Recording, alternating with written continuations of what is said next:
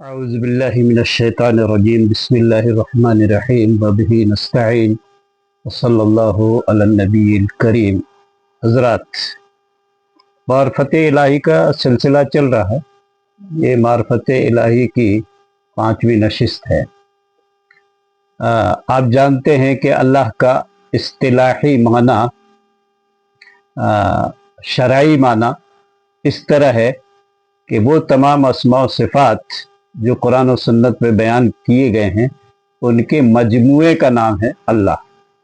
اللہ اپنے تمام اسماء و صفات کا ترجمان ہے۔ اس اعتبار سے بالاجمال وہ اپنے تمام اسماء و صفات کو شامل ہے۔ اللہ کسی ایک وصف کا نام نہیں ہے بلکہ تمام صفات کے مجموعے کا نام ہے، اور اللہ اپنے تمام وجود کی ترجمانی لفظ اللہ سے کرتا ہے۔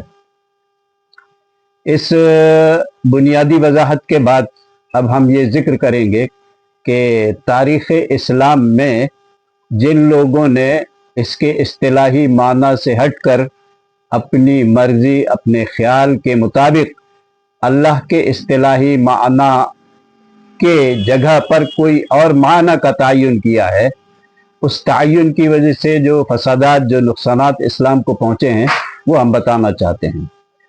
خوارج کا سب سے پہلا فتنہ ہے، سب سے بڑا فتنہ ہے، سب سے خطرناک فتنہ ہے، سب سے زیادہ تکلیف دہ فتنہ ہے، اور جتنا نقصان خوارج کے ذریعے سے اسلام کو، مسلمانوں کو، اسلامی ریاستوں کو پہنچا ہے اتنا غیر مسلموں سے بھی نہیں پہنچا ہے۔ اب وجہ کیا ہے؟ انہوں نے لفظ اللہ کا مرکزی معنی حاکم اعلیٰ سے کیا ہے۔ بقایا اسماء و صفات کو حاشیے میں ڈال دیا گیا ہے یا نظر انداز کر دیا گیا ہے، اور اس کی جو اہم فکر اور جو روح بنتی ہے وہ حاکم اعلیٰ سے بنتی ہے۔ آپ جانتے ہیں کہ اللہ تعالیٰ حاکم اعلیٰ ہے، اس میں کوئی شک کی بات نہیں ہے، لیکن بقایا اسماء و صفات کو نظر انداز کر کے محض مرکزی معنی حاکم اعلیٰ قرار دینا، یہ اللہ کے اسماء و صفات کے ساتھ کھلواڑ اور زیادتی اور بدعقیدگی ہے۔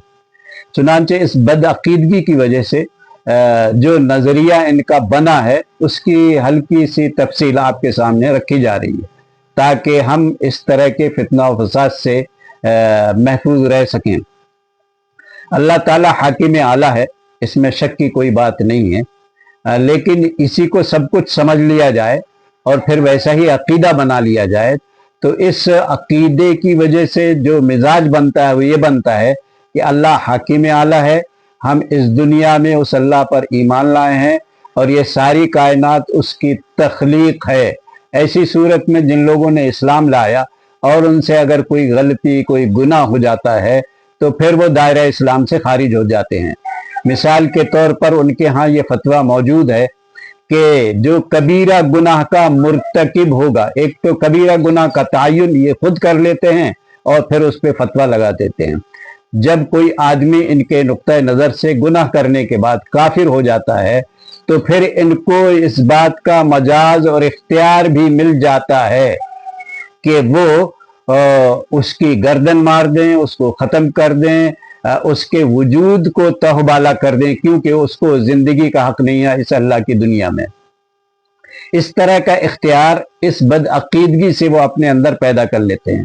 چنانچہ آپ کو حیرت ہوگی کہ وہ جلیل القدر صحابہ جو جن کے بارے میں قرآن نے رضی اللہ عنہم کہا ہو، اللہ تعالیٰ کی بخشش کی اور بشارت کی خوشخبری دنیا ہی میں دے دی گئی ہو، ان پر ان لوگوں نے کفر کا فتویٰ لگایا۔ حضرت علی رضی اللہ تعالیٰ عنہ کے زمانے کے بعد جب آپ خلیفہ بنائے گئے تو خوارج کے اس فتنے کو آپ نے ہر طرح سے دبایا، ان کی انفرادی اور اجتماعی قوت کو کمزور کیا۔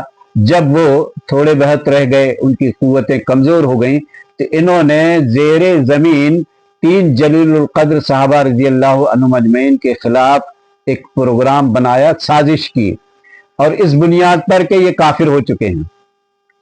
چنانچہ حضرت علی رضی اللہ تعالیٰ عنہ اس زمانے میں خلیفہ تھے، اور خلیفہ ہونے کے ناطے آپ ریاست کی ذمہ داریاں سنبھال رہے تھے۔ یہ خوارج اس زمانے میں کمزور ہو گئے تھے، اس لیے انہوں نے خفیہ طور پر 3 صحابہ کے قتل کا मंसूबा बनाया। उस मंसूबे के तहत जब ये तीनों सहाबा रजी अल्लाह अन्हुम अजमईन फजर की नमाज के लिए गए तो उन पर कातिलाना हमला किया गया।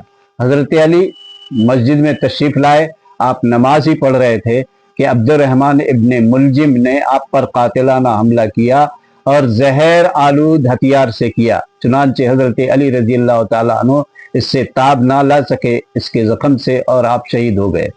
इसी तरह अम्र बिन आस पर हमला किया गया, वो हल्के जख्मी हुए लेकिन मौत से बच गए। इसी तरह अमीर माविया गालिबन फजर की नमाज में ना पहुंच सके, वो इस हमले से महफूज रहे। अलगरज बताना मकसूद ये है कि जब ये सहाबा भी इनके नुक्ता नज़र से काफिर हो जाते हैं और उनको मार डालना, उनका कत्ल कर देना, उनका मर्डर कर देना इनके यहाँ जवाज की सूरत निकल जाती है। तो हजरात, ये खतरनाक पहलू है जो अल्लाह के अस्मा और सिफात के साथ खिलवाड़ करने का नतीजा है। अल्लाह ताला हमें इस तरह के फितनों से महफूज रखे।